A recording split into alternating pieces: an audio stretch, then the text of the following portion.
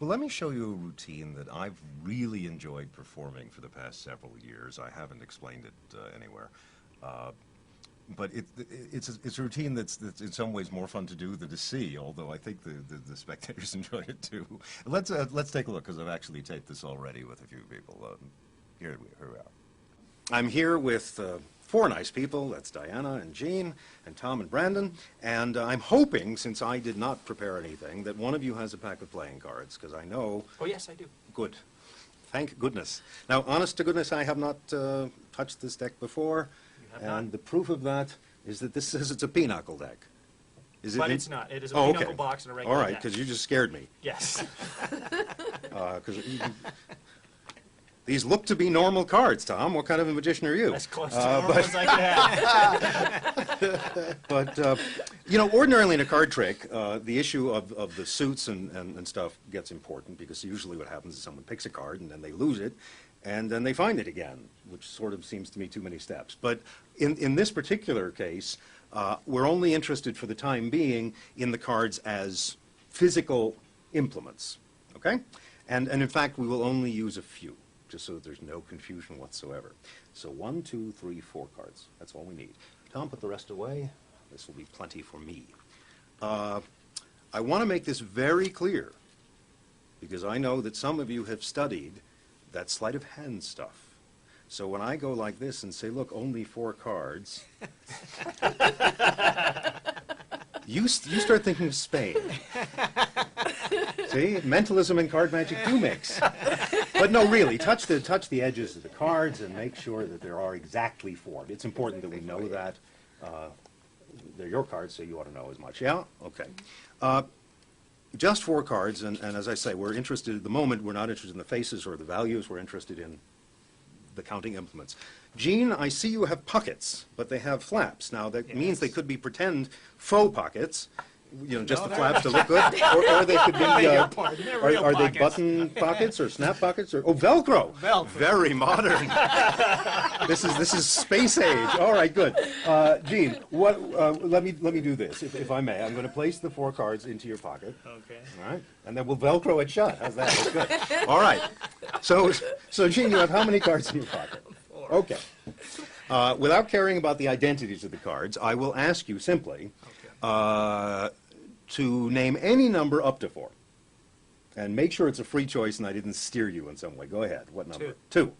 Now, are you sure about that? Positive. And the reason I ask is I happen to know that you're staying in one of the motels near the L&L studios. Yeah. And I know that motel. The walls are thin.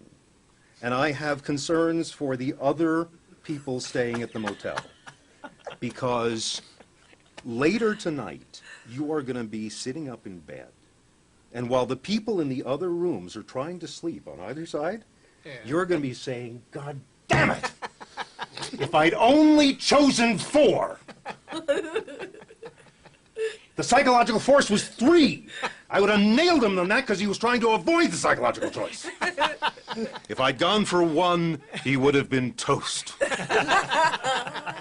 Do you want to stay with 2? After consideration, yes. All right. I tried to help. Now, what did I say at the outset? I said that for the time being, we didn't care about the faces of the cards, the values. That didn't matter at first. Right. It does now. Because in my pocket, I have something of yours. Actually, it's something of Tom's, something that you've only borrowed. Okay.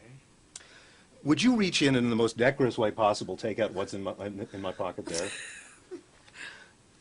It is the 2 of hearts. You're holding the ace, the 3, and the 4. Take them out and show them. Well, indeed. Ace, 3, and the 4. Wow. Boy, am I glad I'm not staying at your motel.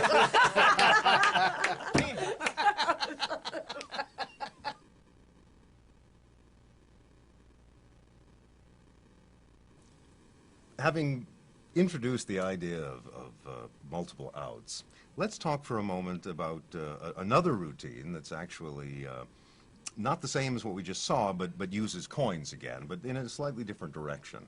And This is based on a wonderful idea from a dear departed friend of both of ours, Marcello Truzzi. And we'll talk about it, but let's take a look at it first. Kenna, we're going to try something involving money. Do you like money? Oh, yeah. Me too.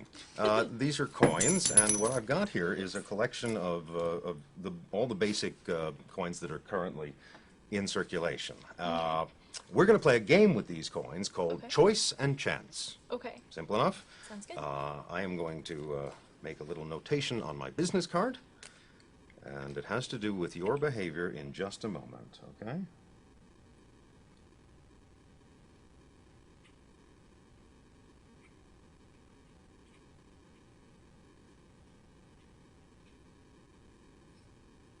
No, you're not watching. Nope. You're not I can't. deacon. Mm-mm. Okay. I have written what I think is going to happen. Okay. Remember, choice and chance. Mm-hmm. You must choose one coin.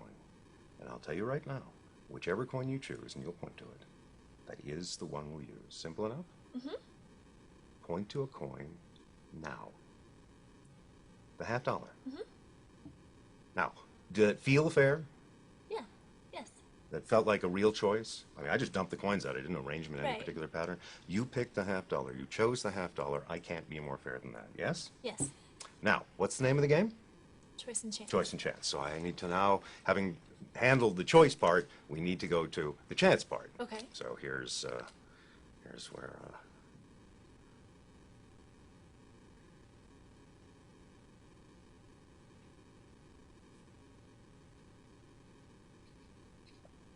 Now don't peek. Doesn't make much difference. You won't be able to read my handwriting anyway. But all right. So we've got a. Now, to do this by chance, we'll play a game of heads and tails. Okay. And that'll allow us to eliminate all but one of the coins. So do you, in terms of this game of elimination, do you prefer heads or tails? Heads. All right. So gather up the remaining coins and shake them up in your hands. And then you'll just drop them over here. And the ones that you wanted heads, we'll keep heads? Mm-hmm. Okay. The ones that say heads up, we'll keep, and any tails we'll eliminate. And we'll keep doing this until we're down to one coin. And that way we choose a coin by chance. Okay. Sound simple? Yep. It is simple. Let's see. The penny is tail down, and the So is dime. the dime. So we managed to get rid of 2 coins. Pick up the remaining 3. Same thing. And oh, we got rid of the nickel. Okay, Yep. we're down to 2 coins. That giant Big one. dollar and Huh? both heads. Okay, this could take all night, but that's all right. Okay. I got nothing to do. Oh, we're down to cheap. 1. So the quarter is now so we have chosen a $50 by choice, Right. and a quarter by chance. Okay. Would you agree that every step of the way this has been fair and according to things out of my control? Yes. All right, good, because you picked the $50, Uh-huh. and I wrote what? Read out loud. I'll choose the $50. I know. And then for the chance result, we got the Quarter. quarter, and I Right. wrote. I'll take a chance on the quarter. Well, Wow, you played okay. that perfectly. Thank you. Oh, jeez. That's what I was going to say.